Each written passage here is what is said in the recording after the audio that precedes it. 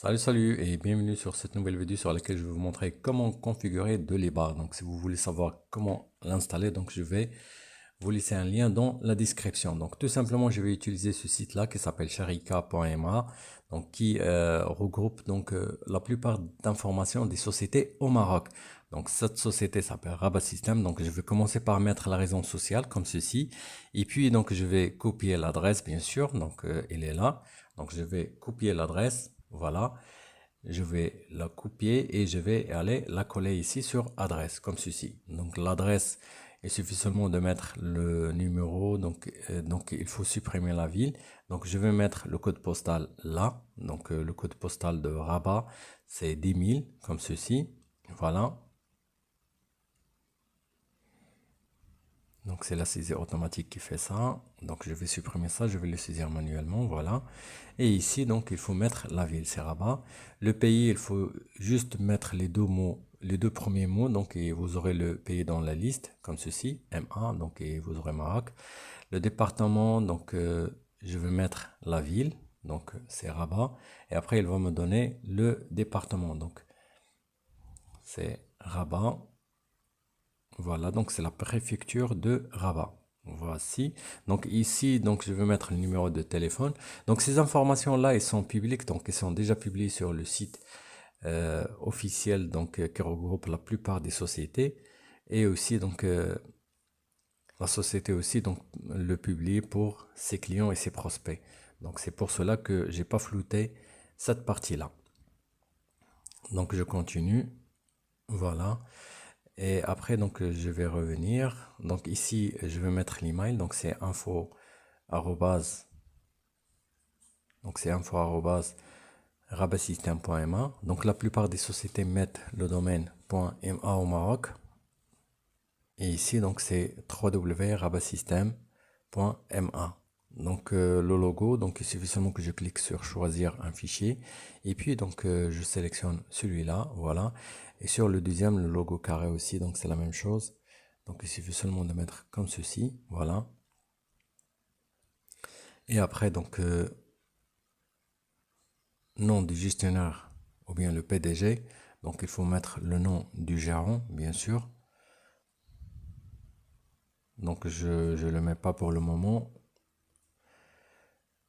Le capital social, donc c'est 100 000, type d'entité légale, donc c'est SARL, donc ça a configuré ultérieurement bien sûr, donc il n'est pas encore listé, donc il faut mettre le RC, donc le RC elle est là, donc il suffit seulement de le copier, voilà, et le coller, donc la patente, etc., donc ces informations-là, on peut les ajouter ultérieurement, donc l'objet de la société aussi, et le mois du début d'exercice, donc il est juste.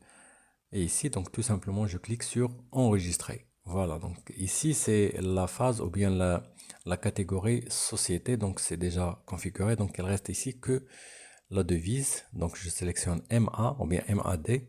Donc pour la devise. Donc j'enregistre de nouveau, bien sûr. Et voilà, donc société ou bien organisation est déjà configurée. Donc maintenant, les modules d'application. Ou plutôt, donc avant ça, donc je continue la configuration de société. Donc tout simplement les horaires de travail. Donc il faut mettre les plages horaires du travail. Donc c'est très important concernant la gestion d'employés et aussi d'autres gestions qui sont liées. Donc il faut mettre ça. Donc ici c'est 9 h jusqu'à 17 h 30. Voilà. Et bien sûr il y a des pauses de midi et les pauses, donc 45 minutes de pause entre la pause principale. Mais en tout cas, donc on met seulement la plage horaire comme ceci, donc de 9 h à 17 h 30, et j'enregistre comme ceci. Donc ici le comptable, donc ici c'est pas encore configuré, donc on va le configurer ultérieurement, ou bien le gérant il va le configurer ultérieurement bien sûr. Et ici pour mettre les réseaux sociaux, donc tout simplement par exemple pour Facebook, donc il suffit seulement de mettre le nom ou bien le nom d'utilisateur, donc comme ceci. Ici il faut mettre le lien en complet, donc le https et après facebook ou bien fb.com et après tout simplement Rabat System comme ceci. Voilà, donc et ainsi de suite pour Instagram, LinkedIn, etc. Donc il faut configurer le tout en tout comme ceci. Donc il faut mettre l'ID et après le lien. Donc vous aurez un truc comme ceci, donc qui sera visible sur l'ensemble des modules, bien sûr, donc quand on a besoin. Donc maintenant, je vais sur la configuration des composants, bien des modules, comme ceci. Donc l'utilisateur et groupe, il faut l'activer. L'adhérent, donc pour le cas de cette société, c'est une SARL, donc il n'y a pas d'adhérent, c'est pas une association. Donc, demande de congé aussi. Donc, il y aura des employés, bien sûr. Donc, il faut gérer les congés. Donc, je vais activer ce module. Ici, le note des frais. Donc, il y aura des commerciaux, il y aura des cadres, donc, etc. Donc, ils vont besoin de gérer les notes, bien sûr, le recrutement, le GRH. Donc, c'est très important aussi. Aussi ici, concernant les tiers, donc il faut le sélectionner. Donc, la proposition commerciale, donc aussi, il faut la sélectionner vu que la société donc peut émettre et recevoir, donc peut émettre des devis, etc. Donc aussi l'expédition, donc il faut la sélectionner. Donc si vous faites la gestion des expéditions, bien sûr. Donc la contrat et abonnement, donc par exemple ici dans ce cas-là, donc c'est pas le cas. Donc l'intervention, c'est pas le cas. Le gestionnaire de tickets, c'est pas le cas. Gestionnaire de base de connaissances, donc c'est pas le cas. Donc surtout si vous avez une activité donc qui nécessite une base de connaissances et que les employés doivent à chaque fois donc entrer pour avoir ces informations là, il faut l'activer. Donc ici sur la gestion de relations fournisseurs, donc GRF, donc je vais sélectionner un fournisseur, donc proposition bien sûr commerciale, donc réception et un compte terme. Donc, si vous utilisez aussi cette option, il faut l'activer.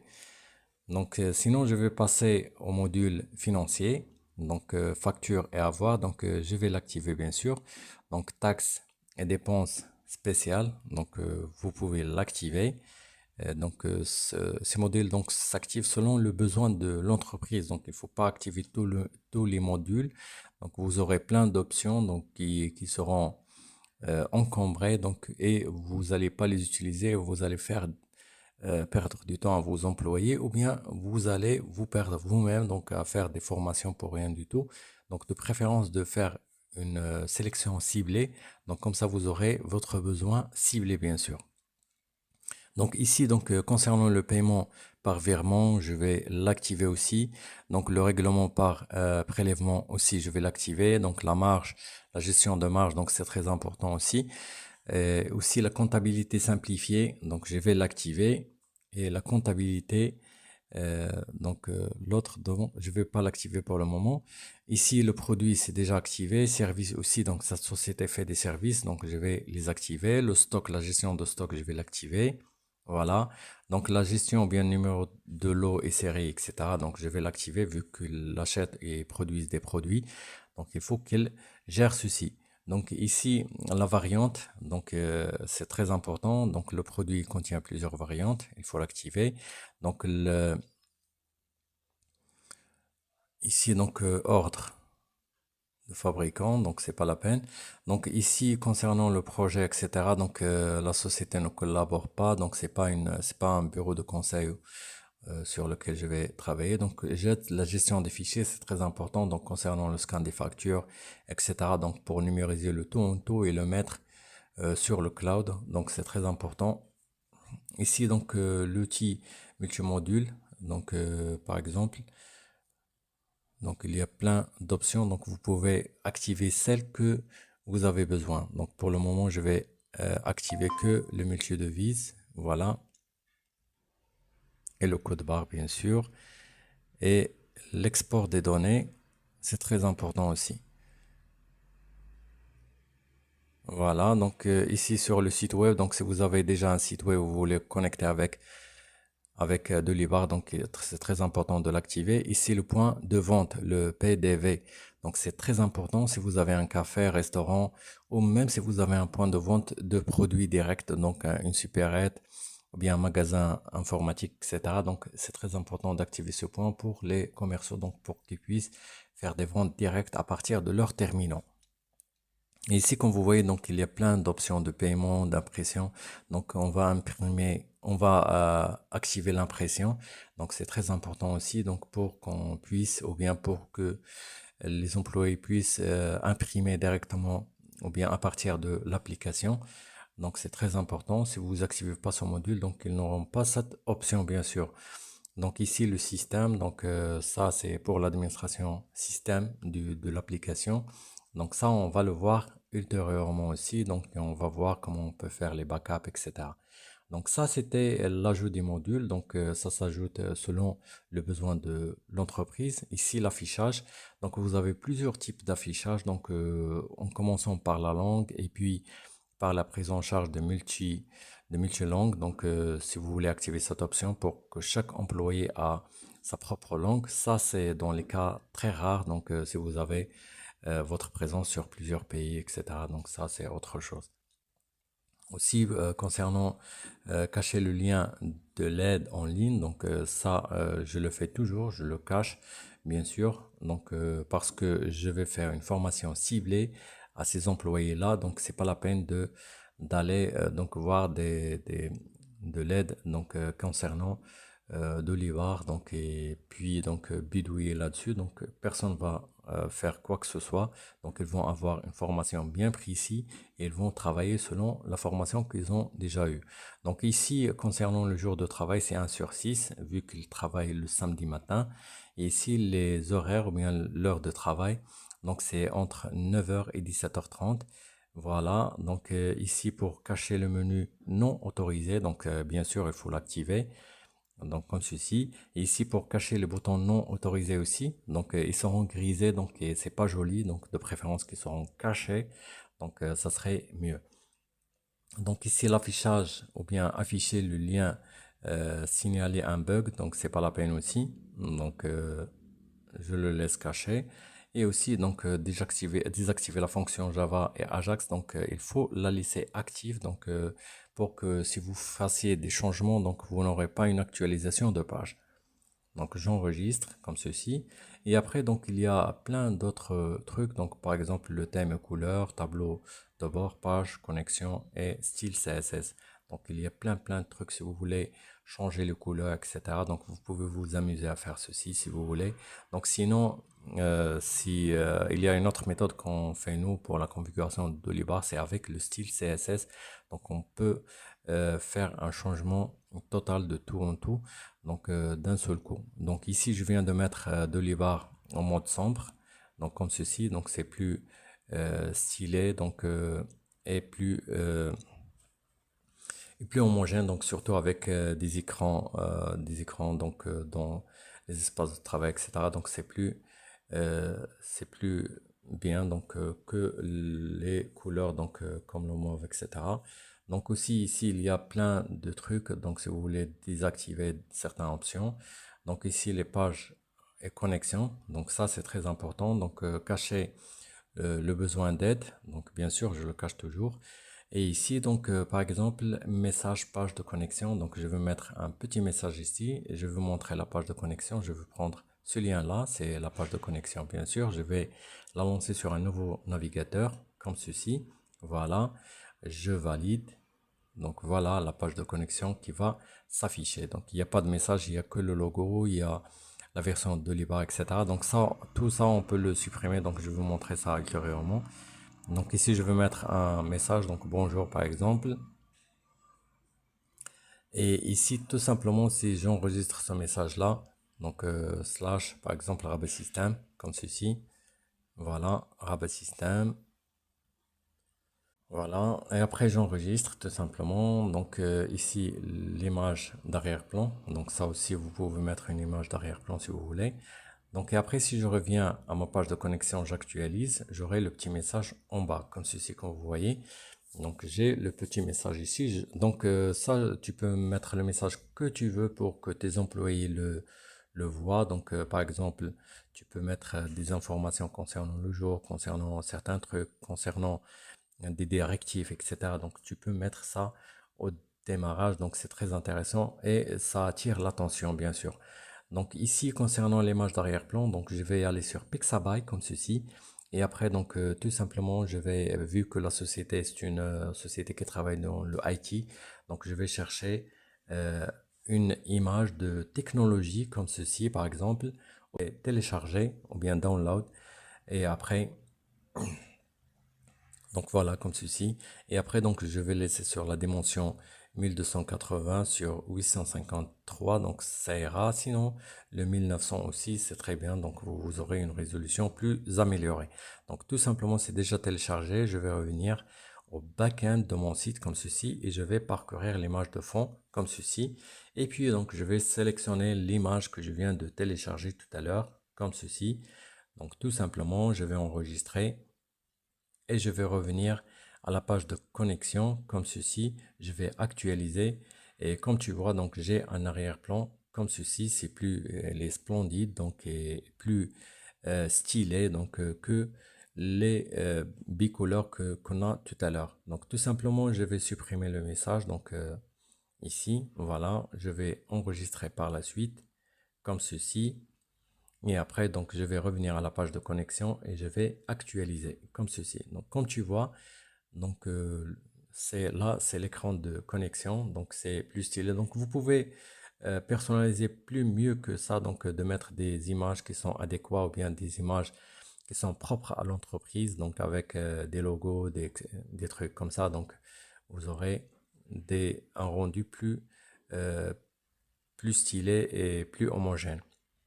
Donc ici, concernant le menu, donc vous avez la possibilité de sélectionner le type de menu, vous avez la possibilité de modifier ou bien de modifier la traduction, la valeur et filtre et tri, les widgets bien sûr. Donc aussi les widgets, vous pouvez supprimer certains widgets si vous en avez pas besoin bien sûr. Donc aussi les alertes, donc vous avez la personnalisation des alertes concernant les services, factures, devis, etc.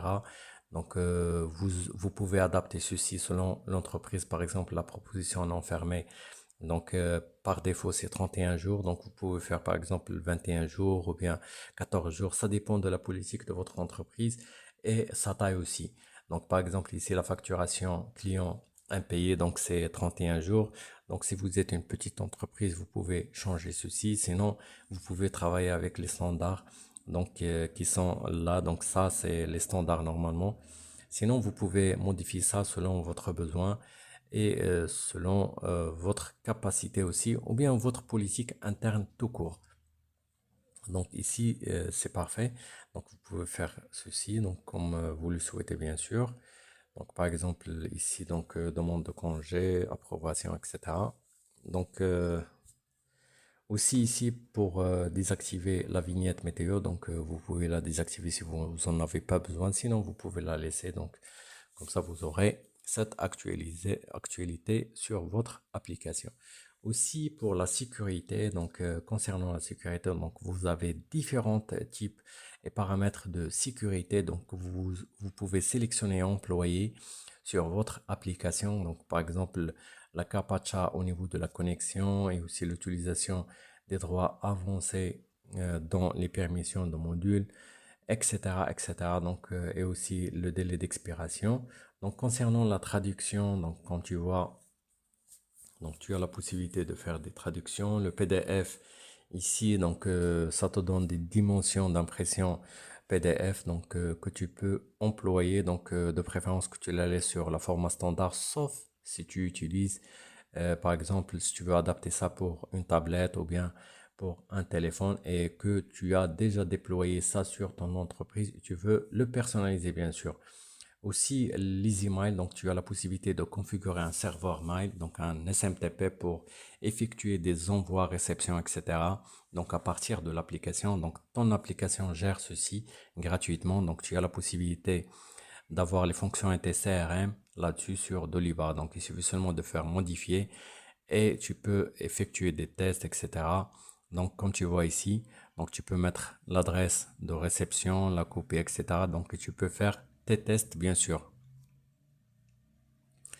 Donc, tu peux envoyer ça comme ceci. Donc, tu peux avoir Donc, ton test, donc, il sera envoyé sur ton adresse. Ici, il n'est pas encore configuré, c'est pour ça qu'il y a cette erreur. Donc, tout simplement aussi, donc, tu as la possibilité d'envoyer des SMS aussi avec le CRM qui est intégré dans Dolibar. Donc, comme tu vois, donc, la méthode n'est pas encore configurée, donc c'est tout à fait normal parce que il faut activer un module complémentaire donc, qui te permet de faire ceci. Donc, les modules complémentaires, donc, tu peux les installer à partir de Dolistore. Donc, comme tu vois ici, donc dès que tu cliques sur Dolistore, tu peux accéder à une sorte de marketplace de Dolibar. Donc, et après, tu peux télécharger, par exemple, comme tu vois ici, donc OVH, Invoice, Import SMS, etc. Donc, ou bien SMS Partner. Sinon, tu peux personnaliser carrément ta solution, bien sûr, via un développeur. Sinon, il y a le dictionnaire et divers. Donc, tu as plein d'autres options que tu peux modifier aussi. L'outil pour administration, bien ici, donc tu as la possibilité de faire des personnalisations concernant l'administration. Et ici, donc le plus important, c'est l'utilisateur et groupe. Tu as la possibilité de créer des groupes, bien sûr, et d'ajouter des utilisateurs. Donc tout simplement, le premier utilisateur que tu as déjà, c'est Super Admin, c'est celui que tu utilises actuellement. Donc, vu que c'est lui qui te permet de faire des configurations et te permet d'accéder au backend de Libar. Donc, et après, donc, tu peux créer un utilisateur, donc soit un employé, un gérant, etc. Donc, ça dépend du grade de chaque employé. Par exemple, ici, on va commencer par créer un employé, comme ici, par exemple. Donc, c'est madame. Donc, je vais mettre le nom comme ceci. Voilà, le prénom. Et après l'identifiant, comme tu vois, donc administrateur, non. Donc si tu mets administrateur, il va avoir les droits sur le backend. Donc de préférence que tu mets non, c'est pas de préférence, mais il est recommandé de ne pas mettre oui. Voilà. Ici, le genre, c'est femme, salarié, oui, il faut cocher ceci. Sinon, s'il n'est pas salarié, donc un stagiaire, etc., donc tu peux décocher ceci. Donc, responsable hiérarchique, donc vu qu'on vient de créer 7 employés, donc on n'a pas encore un responsable hiérarchique. Donc, tout simplement, j'en passe. Donc, forcer la validation des notes, etc. Donc, ça, si on a un responsable hiérarchique, on peut faire ceci. Donc, forcer la validation de congé, etc. Donc, la période de validité de l'identifiant. Donc, c'est l'identifiant qui sert à se connecter à l'application. Donc, je vais mettre, par exemple, du 3/9/2023 jusqu'à, donc, par exemple, je vais sélectionner une autre date. Donc, ou bien d'ici un an. Donc, il sera. Sinon, on peut faire une politique de chaque mois ou bien chaque semaine. Donc, ça dépend de la taille de votre entreprise et aussi le service IT, donc sa politique de sécurité employée sur votre entreprise. Comme ceci. Donc, le mot de passe aussi. Donc, je vais mettre un mot de passe. Et après, donc, tu peux mettre d'autres informations donc, concernant l'employé. Donc, par exemple, l'adresse, la ville, le pays, etc. Donc, tu peux mettre toutes les informations ici. Donc, de préférence que tu détailles des informations. Donc, comme ça, tu en auras besoin ultérieurement et pas besoin d'utiliser du papier. Donc, surtout si tu utilises la politique de zéro papier. Donc, tout simplement ici, donc, le poste occupé et aussi les préférences salariales ou bien son salaire carrément. Donc, les tarifs horaires s'il travaille avec l'heure. Sinon, les tarifs journaliers s'il travaille par jour. Sinon, si un salarié mensuel. Donc, tu peux mettre son salaire mensuel ici, comme ceci. Et puis, donc, l'horaire de travail. Donc, nombre d'heures par semaine. Et après, donc, la date d'embauche et date de naissance aussi. Donc, il faut mettre toutes ces informations-là. Donc, comme ça, quand tu réalises, par exemple, une fiche de paie ou un document, donc, tu auras toutes les informations. Tu n'auras pas à saisir ça manuellement, bien sûr. Donc voilà, donc je clique sur créer l'utilisateur comme ceci et après donc tout simplement il sera déjà créé. Donc tu peux aller aussi sur les permissions, donc tu peux donner des permissions à cet utilisateur là. Donc par exemple, quels sont les modules qu'il va utiliser, quels sont les modules qu'il va pas utiliser. Par exemple, il peut consulter les utilisateurs de groupe, etc. Il peut modifier les mots de passe, etc. Donc ça, ça dépend de la politique ou bien de ta politique d'utilisation. Par exemple, ici, je ne veux pas lui donner l'autorisation de consulter les autres utilisateurs, ou si je vais lui donner la possibilité de consulter les sociétés, consulter les contacts, donc vu que c'est un commercial, et aussi donc récupérer les données, bien sûr, sur la documentation. Sinon, tu peux lui bannir cette fonctionnalité. Aussi, les propositions, donc tu peux lui donner de voir les propositions.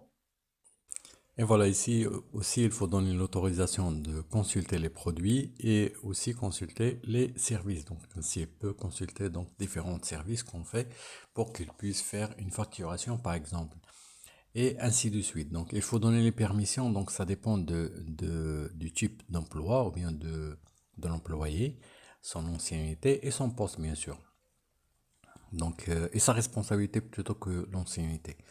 Donc, ici aussi, donc, concernant les variantes, concernant les réglages, l'impression, etc. Donc, il faut donner ces autorisations. Par exemple, si vous ne donnez pas l'autorisation d'impression, donc l'employé, par exemple, ne peut pas imprimer un document.